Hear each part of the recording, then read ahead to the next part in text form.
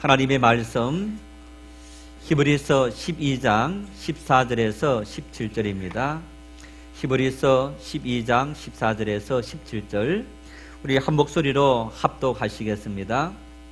모든 사람과 더불어 화평함과 거룩함을 따르라. 이것이 없이는 아무도 주를 보지 못하리라.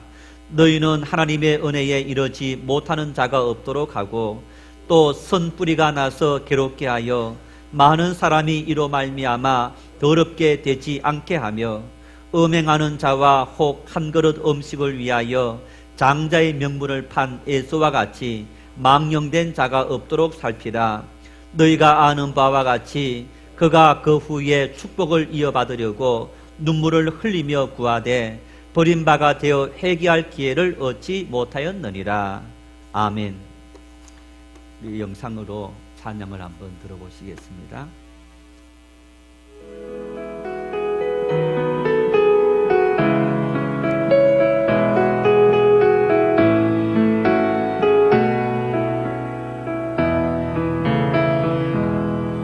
Von guten Mächten treu und still umgeben, behütet und getröstet wunderbar. So will ich diese Tage mit euch leben und mit euch gehen in ein neues Jahr.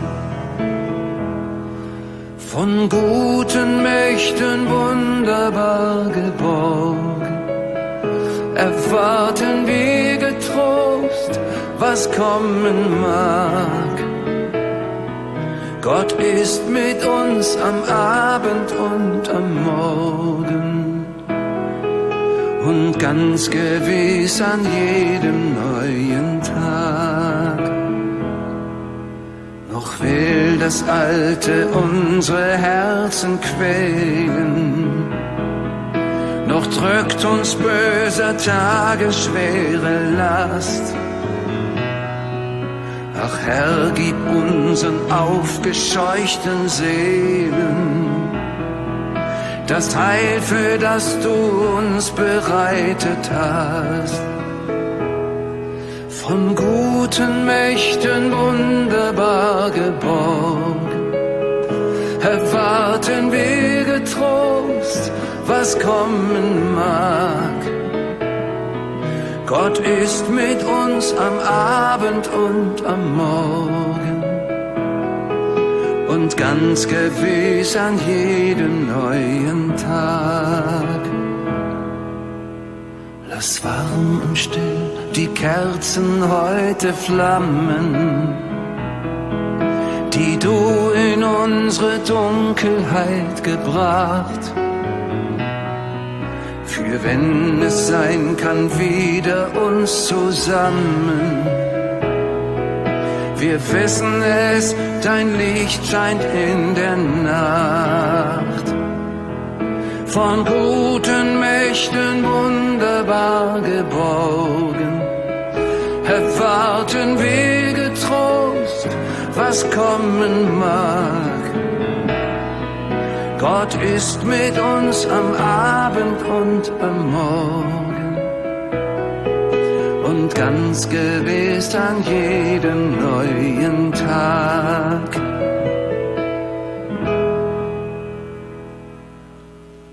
네, 박수 한번 하십시다.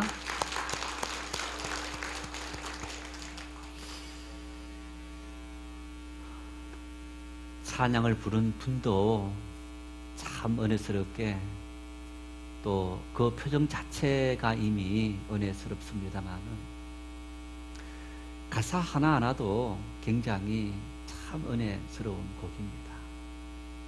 그런데 이 가사를 누가 썼는지 알게 되니까 정말 그분의 그 짠한 그 마음이 가슴에 와 닿습니다.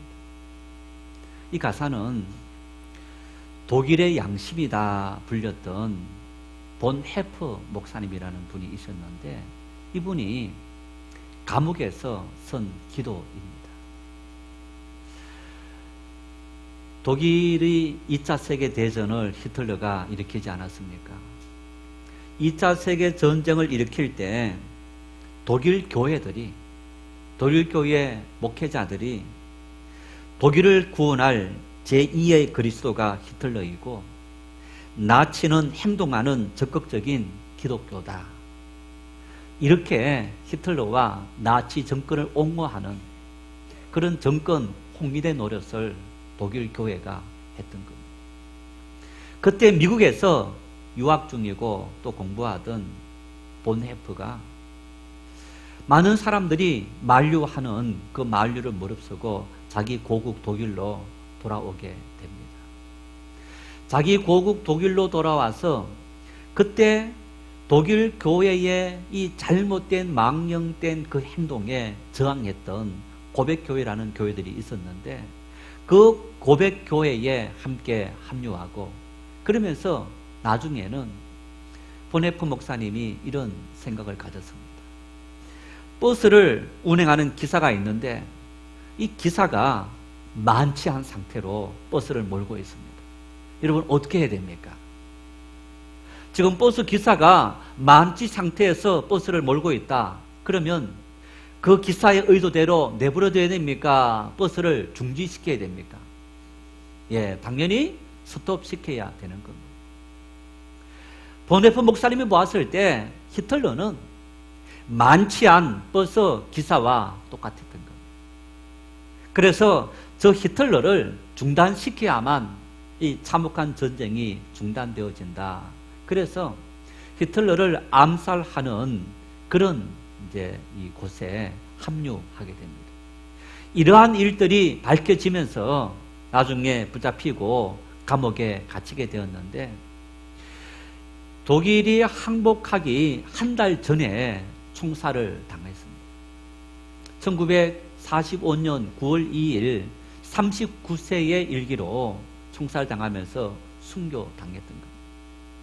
이분이 감옥에 갇혀 있는 1944년도 12월 성탄절을 앞두고 약혼녀와 그리고 가족들에게 보낸 기도문이 바로 이 오늘 불렀던 노래 가사이기도 합니다.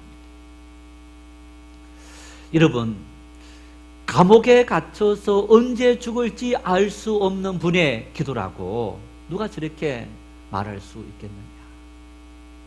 정말 희망으로 가득 차 있지 않습니까?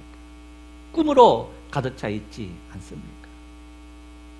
내 생명이 어떻게 될지 알 수 없지만은 하나님은 어쩌면 우리 조국 독일을 회복시키시고 하나님의 선한 능력으로 이 무참한 전쟁을 멈추시고 우리에게 다시 하나님의 은혜의 때를 분명히 주실 것이다.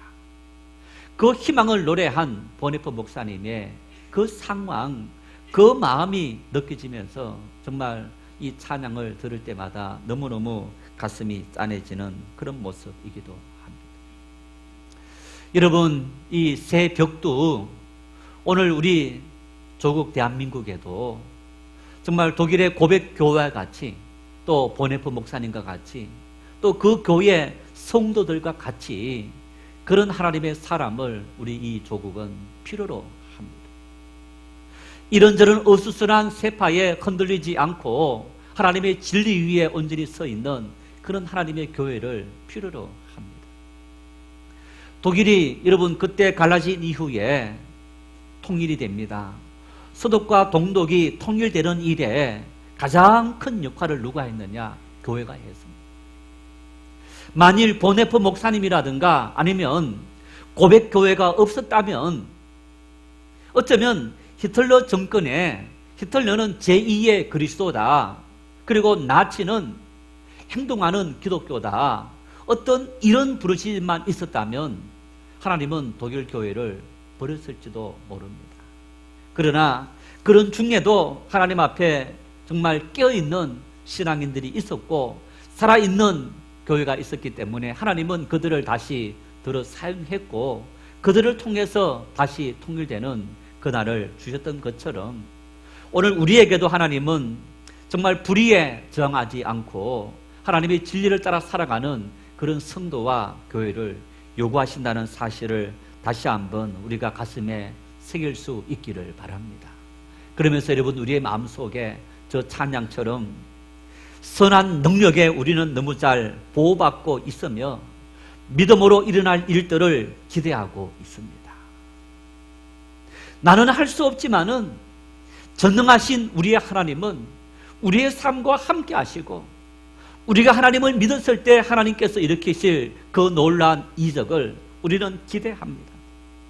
하나님은 밤이나 아침이나 정말 인생의 암흑, 민족의 암흑, 사회의 암흑, 우리의 삶의 절망의 그 순간에도 하나님은 함께 하시고, 새벽을 기다리는 그 마음처럼 아직 우리의 삶 속에 비록 오지 않았다 할지라도 간절히 기다릴 때 하나님은 아침이 찾아오도록 우리의 삶을 인도하실 하나님, 우리가 그 하나님을 기대하고 매일 함께 하실 그 하나님 앞에 우리의 모든 삶들을 온전히 맡길 수 있기를 바랍니다.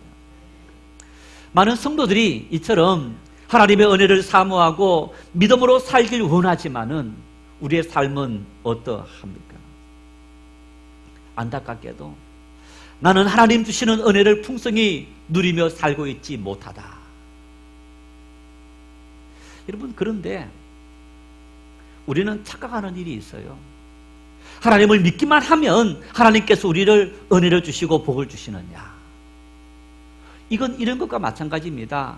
아이가 태어났습니다. 여러분, 태어난 그 순간부터 아이에게 부모가 모든 권한을 다 부여합니까? 아닙니다.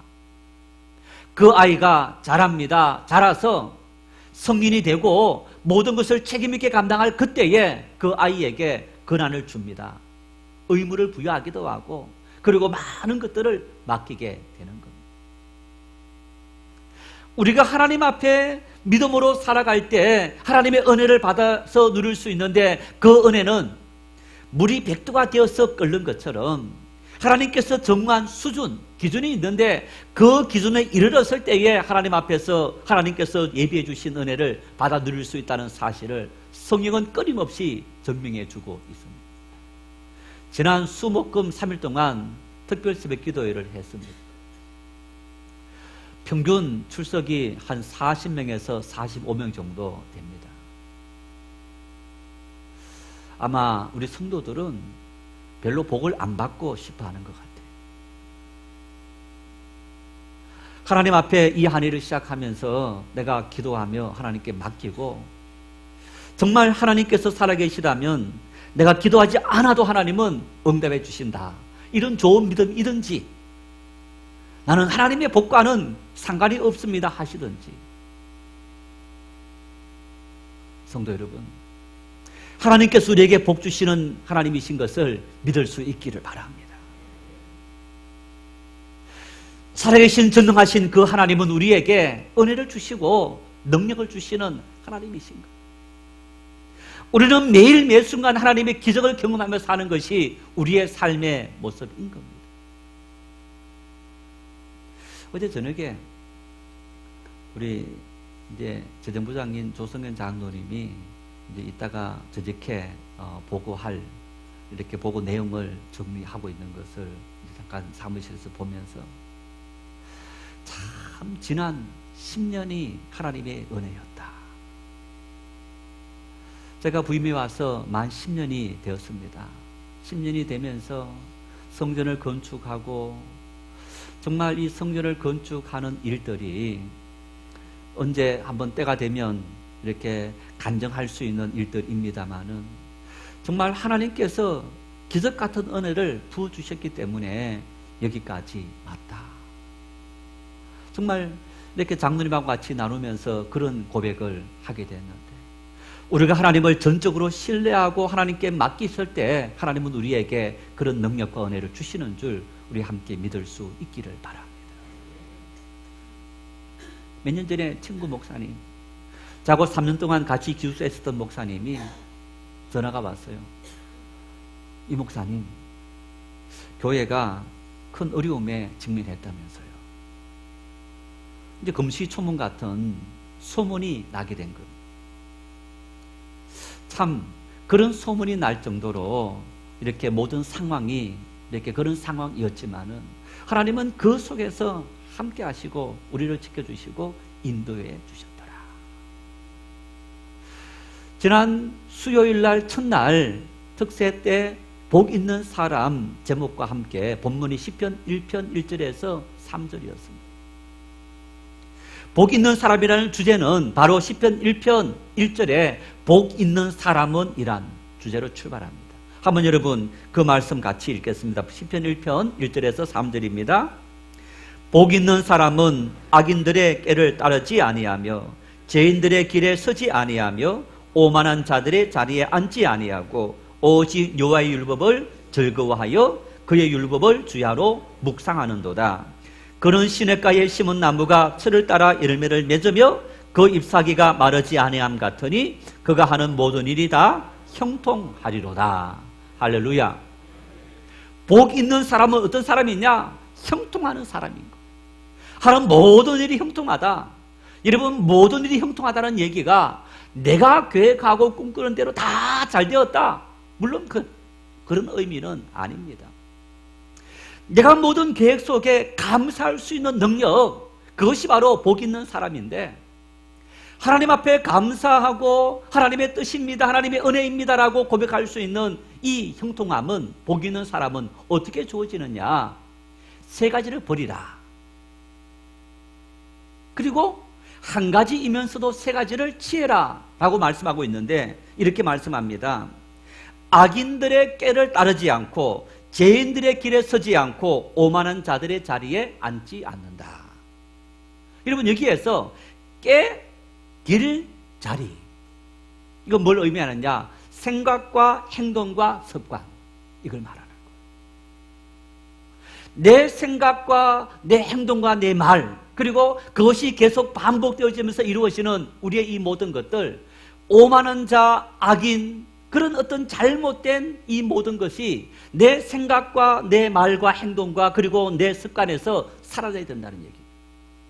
하나님을 만나기 이전에 하나님 없던 상태에서 이기주의적이며 나밖에 몰랐고 오직 나 중심적으로 살아왔던 어떤 그런 삶의 모습들, 내가 하면 로맨스고 너가 하면 스캔들이고 불륜이다라는 어떤 그런 형제를 미워하는 그런 마음들까지, 여러분, 우리 속에 있는 그 더럽고 추악한 모든 것들, 이 마음이 있는 상태에서는 형통한 사람, 하나님의 복 있는 사람을 살 수 없다라는 얘기입니다.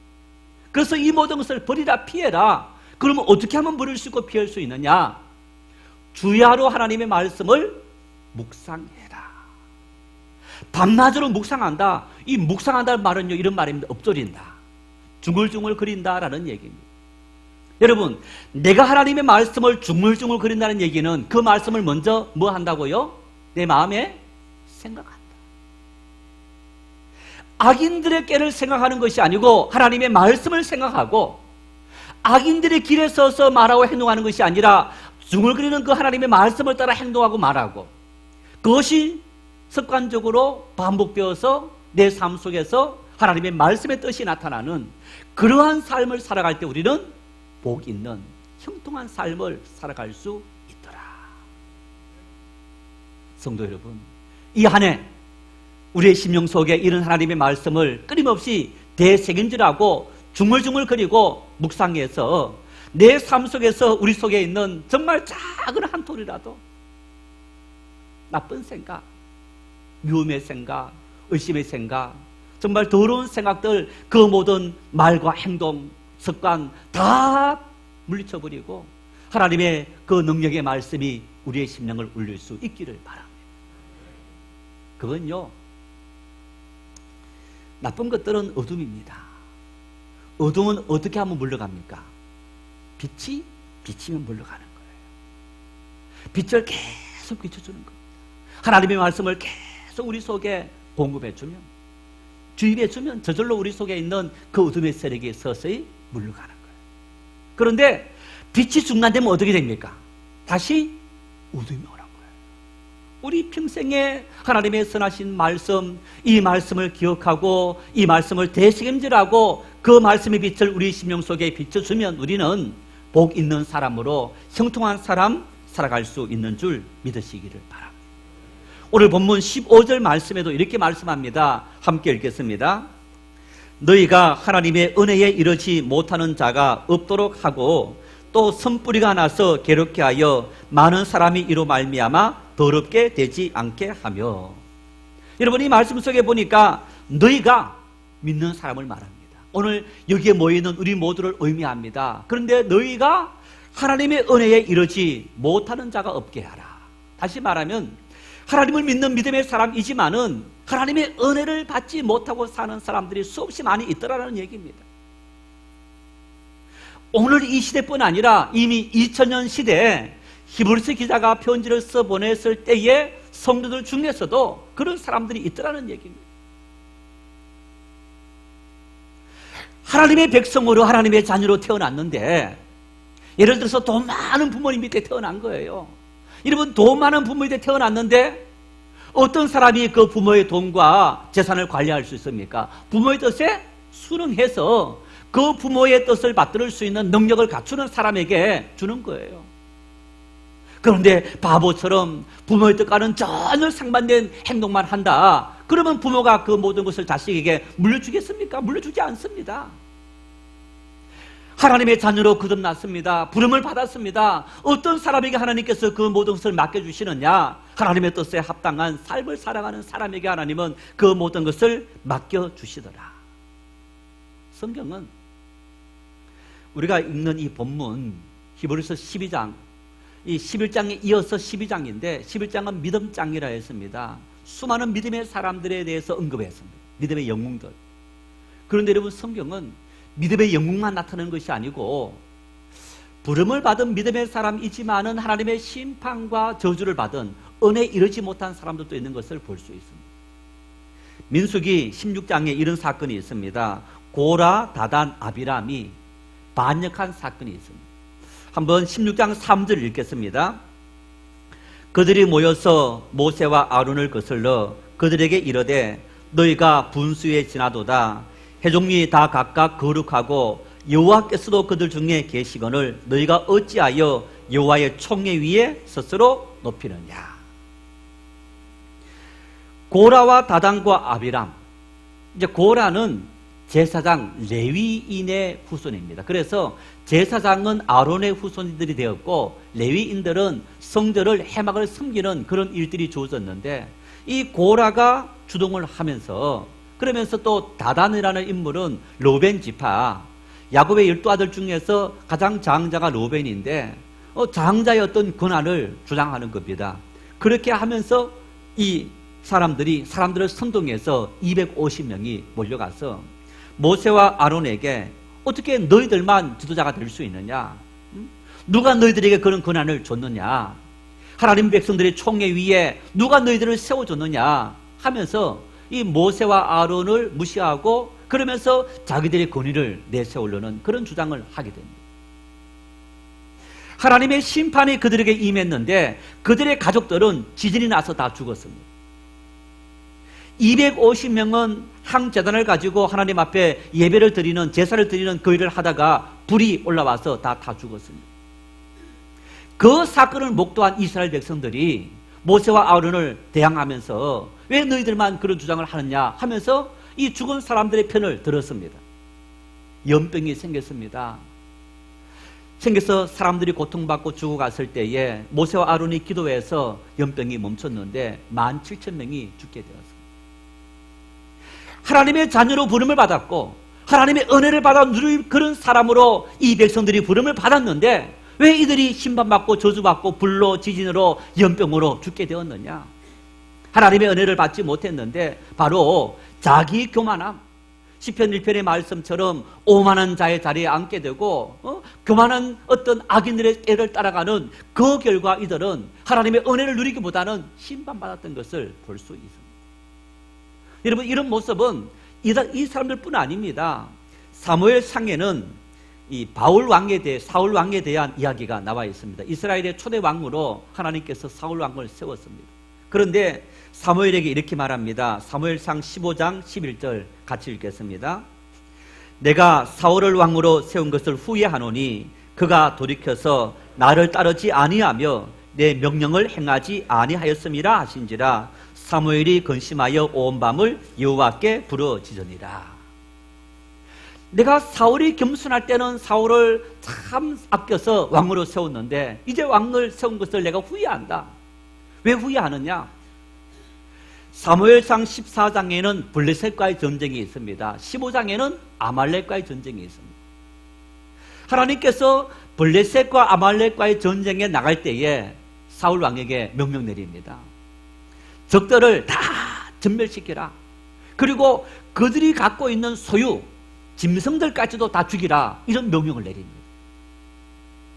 그런데 사울 왕과 군사들이 아말렉과 블레셋을 죽이면서 짐승의 어떤 약한 것들, 병든 것들은 다 죽이는데 좋은 것들은 하나도 죽이지 않습니다. 다 남겼어요. 그 사실을 알고 하나님께서 사무엘을 보내서 사울 왕에게 왜 하나님의 명령을 지키지 않았습니까? 라고 하니까 사울이 이렇게 말합니다. 나와 이 백성들이, 군사들이 하나님 앞에 좋은 것으로 제사를 드리기 위해서 남겨두었습니다. 그래서 하나님께서 사무엘에게 어떻게 말씀하셨느냐 하면요, 순종이 제사보다 낫고 듣는 것이 순양의 기름보다 나으리라. 순종이 하나님 앞에 제사 드리는 것보다 더 우선이라는 얘기입니다. 하나님 앞에 순종하기 위해서 하나님 말씀을 거역하면서 순종한다. 그것은 어불성설이라는 얘기입니다. 하나님을 제사하면서 하나님의 뜻에 합당한 제사를 드려야 되지, 하나님의 뜻에 어긋나고 오직 내 마음을 따라서 드리는 그 제사를 하나님은 받지 아니하신다는 그 말씀을 볼 수 있습니다. 여러분, 그래서 이 사울 왕은 나중에는 자살하게 되는 그런 비참한 최후를 맞이하게 되는 것을 볼 수 있습니다. 이처럼 성경에는 하나님의 은혜를 받아야 될 사람들, 은혜를 받을 만한 사람으로 부름을 받았는데 그 사람들이 교만히 행함으로 은혜는 고사하고 하나님의 심판과 하나님의 저주를 받았던 그런 사람들이 있는 것을 우리는 볼 수 있습니다. 그렇다면 어떻게 하면 우리가 하나님의 은혜를 받을 수 있느냐? 하나님은 어떤 사람들에게 은혜를 베풀어 주시느냐? 14절 말씀 이렇게 말씀합니다. 함께 읽겠습니다. 모든 사람과 더불어 화평함과 거룩함을 따르라. 이것이 없이는 아무도 주를 보지 못하리라. 이 말씀에 주님을 본다는 얘기는 은혜를 의미합니다. 하나님의 존전, 하나님 앞에서 하나님의 그 광채 은혜를 우리가 받아서 누린다라고 말하는데, 하나님의 은혜를 누리기 위해서 우리에게 뭐가 필요하냐? 화평함과 거룩함을 따르라. 누구와? 모든 사람. 여러분, 이 모든 사람은 믿는 사람뿐 아니라 믿지 않는 사람까지 다 합쳐서 우리는 세상의 모든 사람과 화평함과 거룩함을 따르라. 화평이라는 말과 거룩이라는 말은요, 비슷한 의미가 아닙니다. 이건 상이한 개념, 다른 개념입니다. 화평이라는 말이 어떤 말입니까? 개인 간이나 나라 사이에 충돌이나 다툼이 없는 평화로운 상태인 것.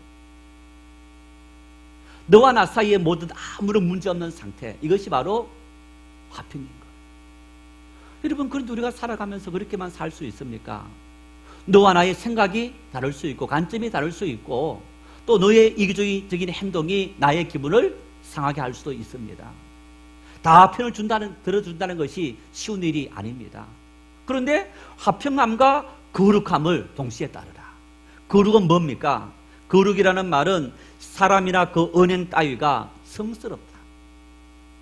성스럽다. 그래서 이 거룩이라는 말 개념은 하나님의 뜻에 합당한, 하나님의 차원, 하나님의 수준을 이야기하는 것, 하나님의 의를 이야기하는 것. 세상의 모든 사람들과 하나님의 의로움을 따라서 살아갈 수 있어야만 우리가 화평할 수 있다. 그래서 여러분, 이 화평이라는 개념을 우리가 이 땅에서 실천하며 사는 것이 참 힘들고 어려운 일일 수 있는 거예요. 직장에서, 학교에서, 또 우리가 교회 공동체에서 함께 어울려서 살아갑니다. 여러분, 어울려 살아가는데, 자, 우리 참 작은 숫자가 모여서도 모든 사람의 생각이 다 똑같습니까? 가끔 이런 이야기 들려옵니다. 목사님, 진보와 보수가 갈려져서 속으로 모임도 안 합니다.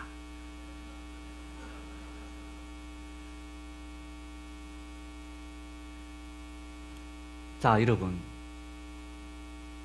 저는 진보일까요? 보수일까요?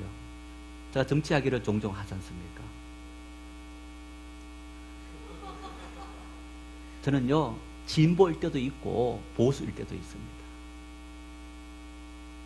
자, 지난 연말 연초에 나라가 막 소란스럽습니다. 두 사람 때문에. 두 사람 원망하는 소리 아닙니다.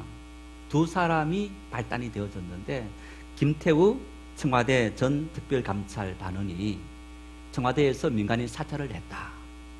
그러자 청와대 대변인이 우리 문재인 정권에는 민간인 사찰 DNA 자체가 아예 없습니다 하면서 이렇게 그런 이야기를 하면서 지난 연말에 또 이렇게 국회에서 이렇게 하면서 또 그런 이야기들도 이렇게 했는 그런 것도 볼 수 있습니다.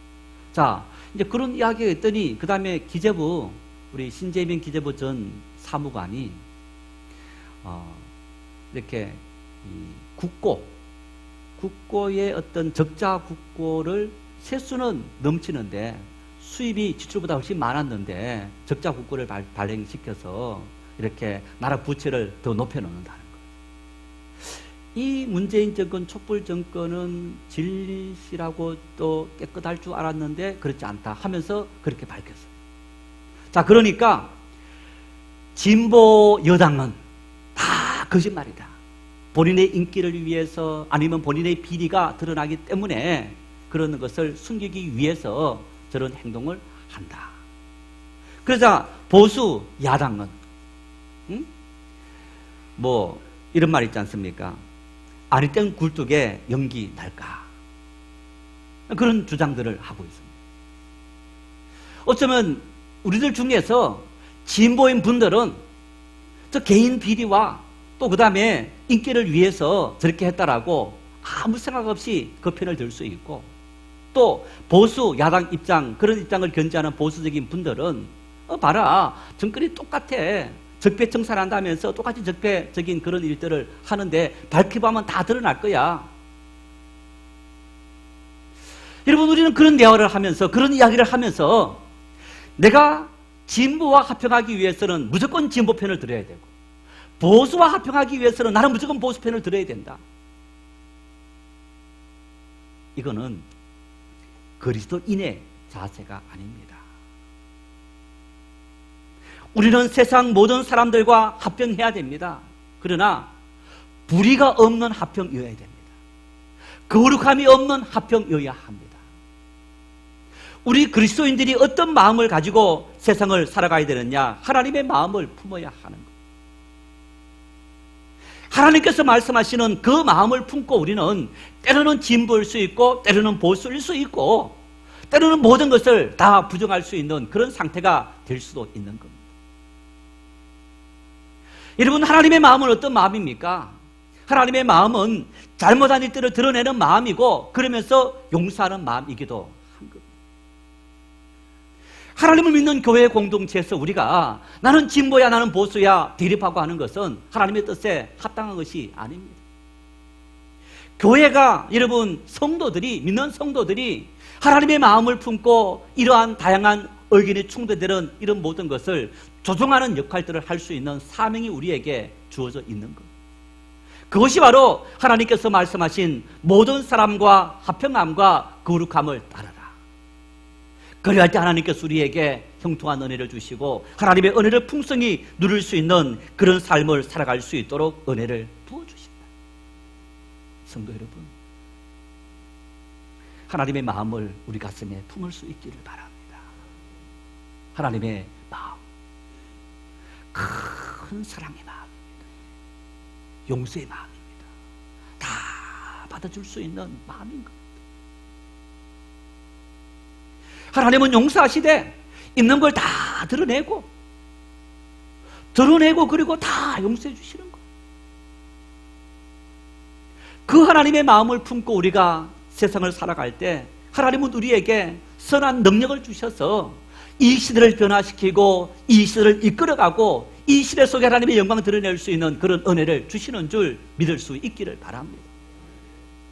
그러면서 16절 말씀에 이렇게 말씀합니다. 같이 읽겠습니다. 음행하는 자와 혹 한 그릇 음식을 위하여 장자의 명물을 판 에서와 같이 망령된 자가 없도록 살펴라. 우리의 삶에 여러분, 우리는 하나님의 의를 따라서, 하나님의 공의를 따라서 화평함과 거룩함을 따라갈 때, 하나님의 은혜가 임할 때 우리를 유혹하는 유혹들이 있는데, 크게 두 가지가 있는데, 하나는 음행이고 하나는 에서와 같은 행동이더라. 음행이 뭐냐? 구약 성경 음행은 두 가지 의미가 있습니다. 하나는 서로 이성을 탐하는 것, 탐하지 말아야 될 이성을 탐하는 행동이 음행인데, 또 한 가지 의미는 하나님 이외의 다른 신을, 하나님 이외의 다른 것을 더 사랑하는 것, 이 모든 것이 음행이더라. 그래서 음행은 우상 숭배를 말합니다. 우상 숭배는 뭐냐? 우리는 하나님을 의지하고 살아가야 되는데, 하나님을 의지하지 않고 내 돈을 의지하고 내 능력을 의지하고 환경을 의지하는 것 자체가 우상 숭배다라고 말하는, 그것이 음행이라는 얘기입니다. 하나님은 우리가, 당신의 백성들이 하나님만 전적으로 의지하고 하나님께 모든 것을 다 맡기길 원하시는 거예요. 여러분, 이 안에 살아가면서 내 삶의 질병도, 내 삶의 가난도, 가족의 모든 문제들도, 삶의 여러 가지 고민들도, 정말 마음의 갈등들도 하나님 앞에 다 맡길 수 있기를 바랍니다. 하나님은 우리에게 그런 마음을 원하시고, 그런 자들에게 하나님은 은혜를 부어주시더라.